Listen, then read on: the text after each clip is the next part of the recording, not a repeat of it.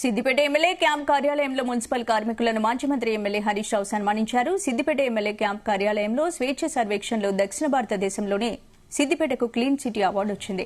Cleanest city of Telangana and south ఇండియాగా Siddipet award గర్వకారణమన్నారు. ఇందుకు కృషి చేసిన మున్సిపాలిటీ కౌన్సిలర్లు అధికారులకు అభినందనలు తెలిపారు. వైద్యులు రోగాలు వచ్చిన తర్వాత చికిత్స అందిస్తే వీరు రోగాలు రాకుండా కాపాడుతున్న సామాజిక వైద్యులని కార్మికులను కొనియాడారు.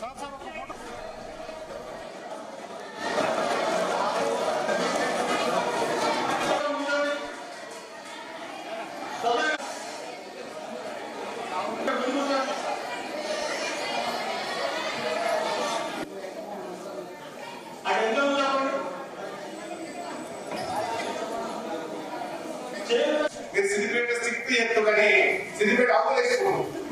నేను అప్పుడప్పుడు కాకల అటు పుల్లు తిరిగిపోయేటప్పుడు రాయన్స్ చూపిస్తాను. చూడవా గాడ్జాబాద్ రాయన్స్ కొట్టాలి తెలంగాణ నేను చూపిస్తాను. ఇది ఏం చేయాల్సిన ఇదే టైం చేస్తే వాళ్ళు ఆడేసుకుంటున్నారు వాటిని. సో అక్కడ ప్రజల్లో ఇంకా కొద్దిగా మార్పు రావాలి.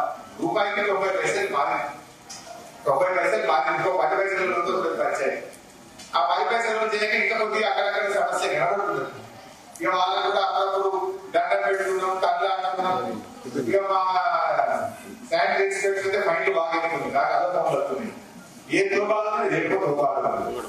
సో బట్ ఏదైనా కూడా మార్పు అనేది ఒక రోజులో మెల్లగా వస్తుంది. నేను ఒకసారి ఒక ఆటో డ్రైవర్ మాట్లాడినది చూసిన ఫోన్ లో చూసిన social media. Siddipet auto driver ఎవరో బస్సు దిగి సిద్దిపేట ఆటో ఎక్కిపోతుంటే చిన్నపిల్లలు ఉంటే ఆటో డ్రైవర్ ఎట్లా చెప్తూ ఇది సిద్దిపేట గవర్నర్ ఎవరు తిన్నాక రోడ్డు జేబులు పెట్టుకుని చంద్రపూడి లేదే చెప్తుండే ఆటో డ్రైవర్. అంటే మన ఆటో డ్రైవర్లు కూడా స్వేచ్ఛగా మారిపోయింది. కొత్తగా సిద్దిపేట బస్ స్టాండ్ దిగి ఆటో ఎక్కిపోతుంటే ఎంత పిల్లలు చాక్లెట్ తింటున్నాడు. డ్రైవర్ ఎంత తిరిగి గవర్నర్ సిద్దిపేట జేబులు పెట్టుకుని చంద్రపూడి లేదే చెప్తుంది. అంటే అంత గొప్ప మార్పు మన సిద్దిపేట సమాజంలో కనబడ్డది. అంత గొప్పగా కనబడదు.